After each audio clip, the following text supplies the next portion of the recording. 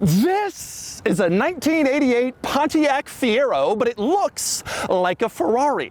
That's not all that rare because a lot of people use the Fiero to create replica Ferraris and Lamborghinis throughout the 1980s and into the 90s. The rare part is that this wasn't done by some guy in his garage. This was sold new at a Pontiac dealer in the 1980s. They called it the Pontiac Mera, and it was a Ferrari replica you could buy straight from Pontiac right up until Ferrari sued them.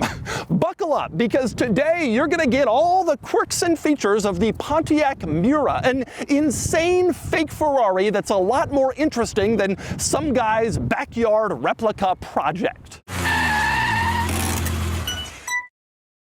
Before I get started, big news, this Pontiac Mera is currently for sale and it's being auctioned live on Cars and Bids. If you know these cars, you know how hard it is to find a nice one because very few were made and much fewer were well preserved, but you can get this one on Cars and Bids. So once you finish watching this video, click the link in the description below to visit the live auction for this Pontiac Mera where you can bid on it and buy it only on Cars and Bids. All right, time for the quirks and features of the incredibly quirky Pontiac Mera. Starting with a little background. The Pontiac Fiero is a well-known sports car that General Motors made throughout the 1980s, known for the fact that it was a mid-engine car and that it was relatively affordable to buy. It has a lot of lore and history behind it, both positive and negative. But the Fiero is maybe best known for the fact that it was so easy to use to create replicas. Because of its mid-engine design and relatively affordable cost, you could take a Fiero and then change the body panels and make it look like a Lamborghini or a Ferrari, and a lot of people did that in the 80s and the 90s. But what most people don't know is that Pontiac themselves got in on this action with the Pontiac Mera. Yes, indeed, some Pontiac dealers in the 1980s offered this car new, a Fiero that's been rebodied into what is very clearly intended to look like a Ferrari 308, and they called it the Pontiac Mera, this car. Now, the whole thing was created by a company in Michigan called Corporate Concepts, and they were trying to capitalize on the excitement around the Ferrari 308, which was really popular at the time. It was the first entry-level Ferrari built in bigger numbers, and the TV show Magnum PI was tremendously popular at the time, and on that show, Magnum drove a Ferrari 308. But it was obviously too expensive, out of reach for most people. Enter Corporate Concepts and the Pontiac Mera. To create the Mera, Corporate Concepts took an existing Pontiac Fiero and then they brought it back to their headquarters in Michigan and they completely rebodied it to look like this. They never sold this car as a kit that you could do it yourself. Instead, they created the entire vehicle and then it was offered new through some Pontiac dealers. Now, to be clear, Pontiac did not make this car themselves. It wasn't like an official Pontiac replica of a Ferrari, but it was sold new at Pontiac dealers, much like you could have bought a conversion van new at GMC dealers at the time. You can't actually get a conversion van from GMC, but the dealer would work with a conversion van partner and then you could go and buy it at the dealer and get some sort of warranty. It's still a new car, etc. That was the same situation as the Mera. You weren't actually rebodying or making a replica. They did it for you. And it was expensive. Indeed, the cost of a new Pontiac Mera in this era was around $25,000 brand new, which was a big jump over a standard Fiero, which started at around $10,000 to $12,000 new back in the day. And it was edging close to Corvette territory, which started around $34,000, and obviously that had a big V8 and is a real powerful sports car, and this was just intended to look like a real powerful sports car, so it was big money. Now, as you can imagine, this thing thing comes out, it's being sold new through Pontiac dealerships. It looks like a Ferrari, and so Ferrari quickly sues to put a stop to it. They sued them, they wanted it gone. And Corporate Concepts, the maker of this car, they tried to play dumb. In fact, this is from an actual brochure to customers about this car from Corporate Concepts. Quote, "There are no lines identical to any other vehicle produced now or in the past. The Mera is not represented to be, nor meant to be, a replica or look-alike to any other vehicle." Yeah, sure it wasn't.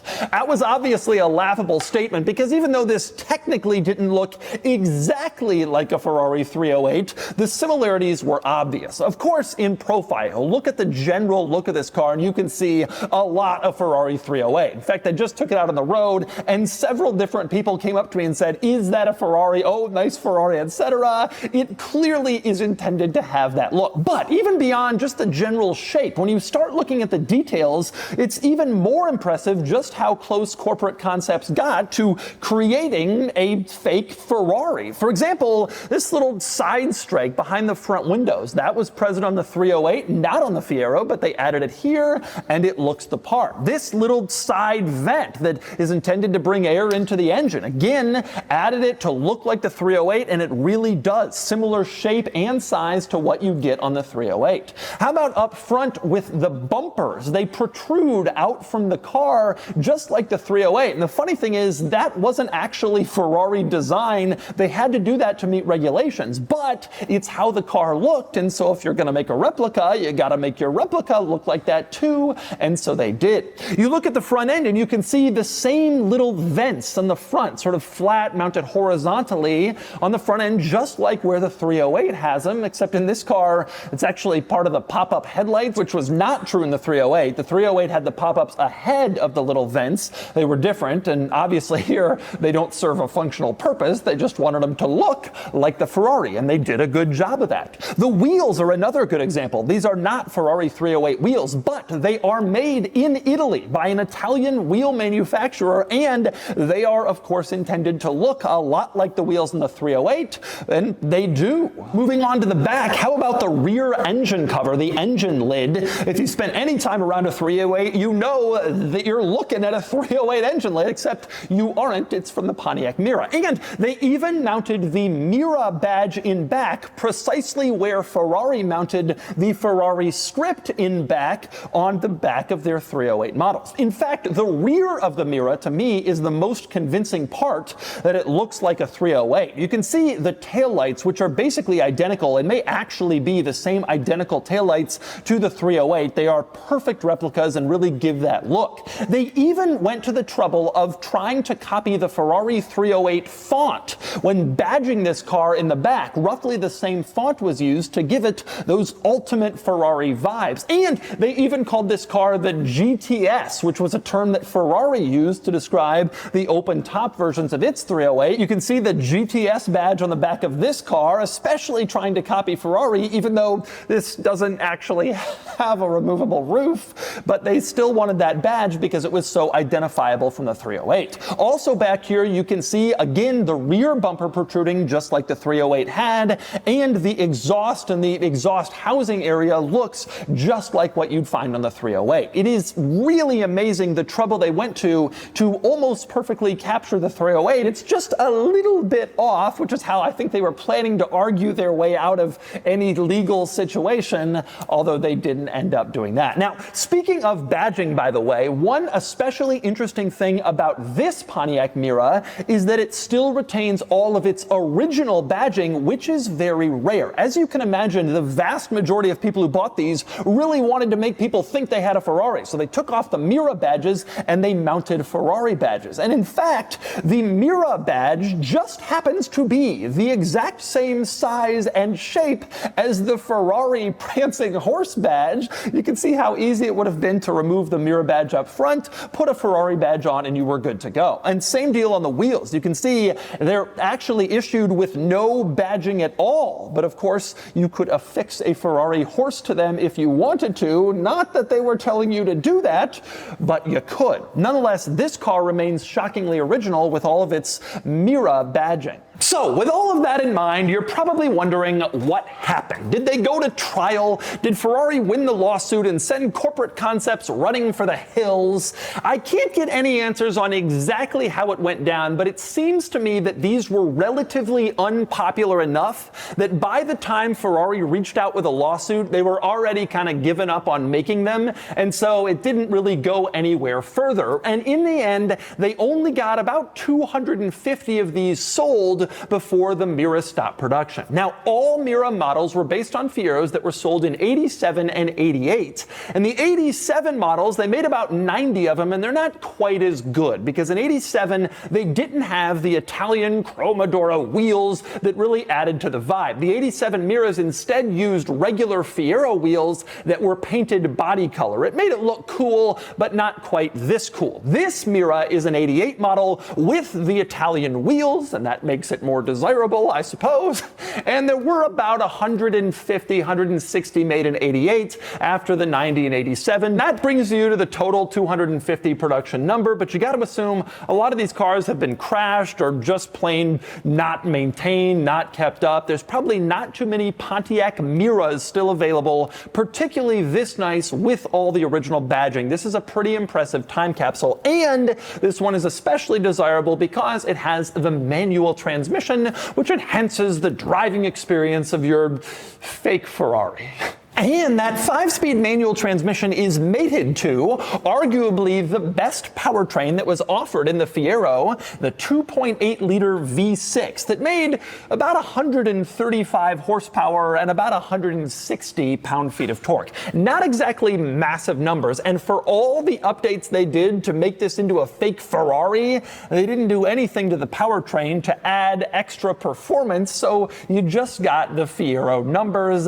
That's the way it works. Now, also notable back here, you have a storage compartment for luggage in back, sharing the engine lid with the engine itself. This was also true of the Ferrari 308, although it was also true of the Pontiac Fiero, and a lot of other mid-engine cars do this too. The trunk, the engine, within the same general spot, although obviously separated because you don't want your luggage to be hanging out with the engine, getting all hot.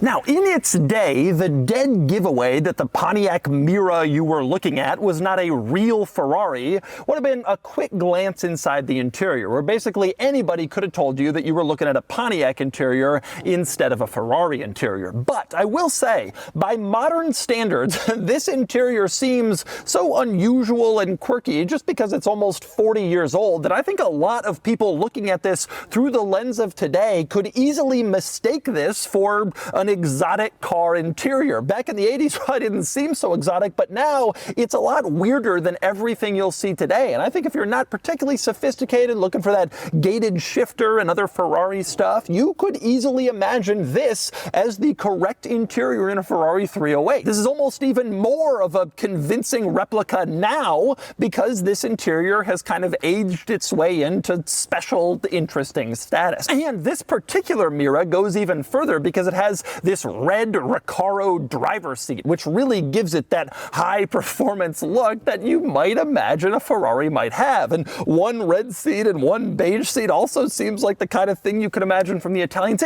It makes sense. It could be possible if you don't really know what you're looking for. But aside from that red driver's seat, this is a completely stock Fiero interior with no upgrades to make it more Ferrari-ish like you see on the outside. It's all Fiero in here, and that means it's rather quirky. Some interesting items in this interior. For example, there is a 3-tone steering wheel. The outer rim is sort of a brown beige, the inner part is black, and then the horn buttons are gray. 3-tone steering wheel, and in the very center you have this flaming, screaming chicken logo, which Pontiac used on a variety of its different vehicles in this era, including the Fiero. And actually that logo helps add a little Ferrari credibility to this interior for people who don't know. And there were some surprisingly nice luxuries in here. For instance, you had dual ashtrays, one for driver, one for passenger, which of course would have been a nice touch back in the day. More of an actual convenience feature, this car has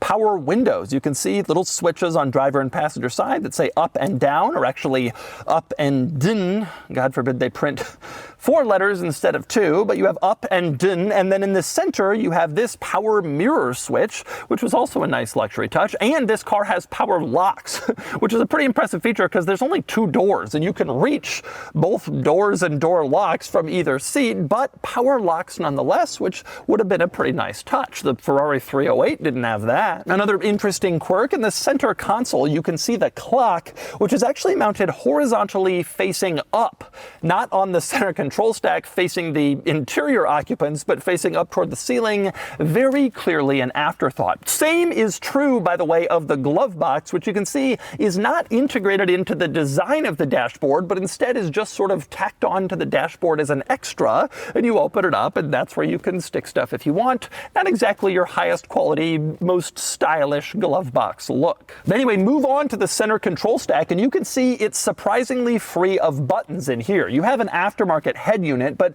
other than that, it's really only your climate controls and nothing really else in terms of buttons, switches, dials like you might expect. Instead, they managed to fit a lot of controls onto the turn signal stalk, which in addition to doing the turn signals also does your high beams, your cruise control, your windshield wipers, and your windshield washer. All of that stuff is included on this one stalk, which actually has more functionality to it than your entire center control stack. Such was the way that GM designed its vehicles in this era. Next up in this vicinity, also kind of interesting, is the tachometer, which as you can see is almost sort of backwards, kind of like how Aston Martins are. It doesn't start in the bottom left and then go up. Instead, it starts over on the right side and then kind of first goes down and then goes around. Sort of an interesting backwards, kind of odd looking tach, but that's how they did it. Also odd in this gauge cluster, some of the warning lights, particularly the one for when you leave the door open. It doesn't say door or open or show an image of the door. Instead, a light comes on that says the word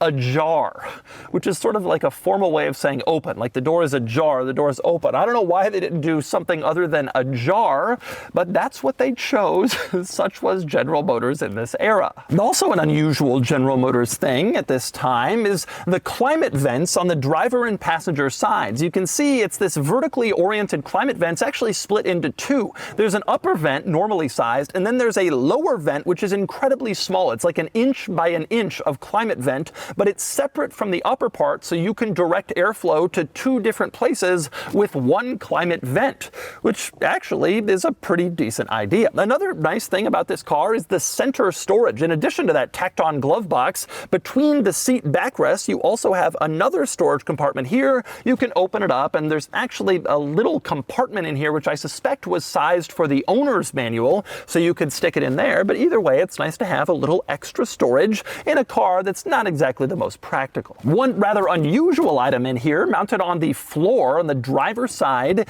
is the parking brake. In fact, the parking brake is between the driver's seat and the door, which isn't really the best place for a parking brake because when you pull it up, it makes it harder to get in and out of the car since the brake is in your way. So the cool thing here is you can pull up the brake to put the brake on, and then you can kind of push it down so it's out of the way. But then it looks like it's off, but actually it's on. And so to release it, you got to pull it up again, then push the button and push it down. The operation is a little complicated, but a lot of exotic cars in this era used this type of parking brake, including the Fiero, or should I say the 308. Now, also interesting and worth pointing out, on the door panel, you can see the Mera logo has been applied to cover up the Pontiac Flying Chicken logo, which is over on the passenger side. Over here, the Mera logo, I'm not sure if that was factory done by Mera, but it's not particularly convincing. Either way, there it is, one interior logo to remind you of the specialness of your car. Also interesting, on the door panel, you can see there is door panel storage, although not integrated into a plastic compartment. Instead, it's this little leather piece that opens up so you can put stuff in it and then you can close it right up again. Not exactly the best integration for this, but having door panel storage is nice, adds a little practicality. The last thing worth discussing in this car is the front compartment, which you can access using this latch in the driver's footwell. You pull it and then that unlatches the front compartment. You open it up from here and you can see there's stuff up here, mostly mechanical components, although there's a little bit of storage up here. You have, for instance, your spare tire in this this location, but it's primarily like mechanical stuff. You wouldn't really need to access that frequently, which is actually a lot like what you see in the regular 308. And so, with that in mind, you've heard the quirks and features of the Pontiac Mera. Now it's time to get it out on the road and drive it and see if the driving experience is anything like the 308 that it's intended to resemble. All right, driving the Pontiac Mera, the Fiero Mera. What a crazy thing. You know, the story of this car is largely about, obviously, how it looks on the outside and that whole situation with the replica and all that. But it's also a Fiero, and so, you know, there's a lot to talk about with regards to how it drives. Now, I did a video on a Fiero a long time ago, maybe 3-4 years ago, and it was an automatic Fiero, but it was in really nice shape. I came away from it pretty impressed. I actually enjoyed driving it. I thought it was a pretty fun car. I thought it was surprisingly tight and surprisingly quick and all that. And getting in this one and driving it, obviously now with a manual transmission, I gotta say I have kind of similar thoughts. This car is still actually pretty good. You know, the Fiero, there's so much lore about the Fiero, both good or bad, and it has such a reputation and there's so much, it's just got a lot of baggage in the car world. I've been surprised that getting in the car and getting in a Fiero and just driving it and enjoying it as a car to drive, I've actually had a pretty nice time just using the car. And now in this one, with the manual transmission, it feels even better. Now, let me tell you about the manual. The clutch is a little bit heavier and a little bit vaguer than I was expecting, but it's actually pretty good. But most importantly, I'm shocked at how decent the shifter is. Like, you slot it into gear and it's really, it feels tight in gear. It has the perfect amount of weight to the knob itself. It actually feels like a pretty damn well done manual transmission, considering we're talking about a 40-year-old product from General Motors. Now, with that said, it's no Ferrari 308. The cool thing about the 308, of course, was that it had a gated manual transmission, and this Fiero does not. With that said, a couple of interesting things. First off, driving this around, everybody thinks that it's a Ferrari. I've already had several people comment on it. It obviously gives off that vibe, which was the intent, and it's still true today, even all these years later. And most importantly, it feels about the same in terms of performance, in the sense that both of these cars are slow. I actually recently drove a 308, and there's no doubt that the 308 is faster and more eager and more aggressive than this old GM V6, but like, we're not talking about the difference between a Bugatti and a Toyota Camry here. Like, ultimately, both of these cars are pretty slow. Neither one is particularly quick. And so, from the perspective of just a person in the modern times driving it, it feels fine. Like, it might as well be a Ferrari from this era, because neither one is going to be winning any awards for acceleration. Now, I will say one interesting thing is you might think that by creating this replica, they made a better 308. Because the Ferraris, especially from that era, had such a reputation for being unreliable and difficult to own. But I actually am not entirely convinced of that. The 308 specifically has a reputation for being quite reliable, and then the 328 that followed, which I guess technically was the era this car is from, has an even better reputation for reliability. They're still temperamental, but I'm not sure that they're dramatically worse than a 40-year-old Pontiac and trying to find parts for it. The brand doesn't even exist anymore. Obviously, this powertrain was in a lot of cars, though. The Fiero does drive shockingly well. This engine is surprisingly smooth. When you run it out, it definitely does not have the power of the Ferrari, but it's quick in its own right. It actually is okay. And it's decently smooth, and it feels pretty well put together. And the car drives pretty well. You know, the thing about the Fiero was, because it was mid-engine, because it was little, because it was a fairly wide track, it actually had a pretty good driving experience. And I felt that about the original, the Fiero that I drove a few years ago for the video, and I still feel that about this one. It's a 40-year-old car. Like, it's not gonna be like a modern car, but steering is fine. It's vague, obviously. It could be sharper, but it's acceptable. And acceleration is okay, pretty good actually, and nice smooth powertrain that makes actually a pretty decent noise. I really am surprised by how nice this car is, and it actually has some miles on it. 121,000 miles is no small amount, and yet it doesn't feel tired. There's not a lot of wobble or shakes or rattles in this interior. Like, this is a pretty nicely, it honestly feels pretty well built and smooth and fun and exciting to drive. It gives off some cool old car vibes in a neat way.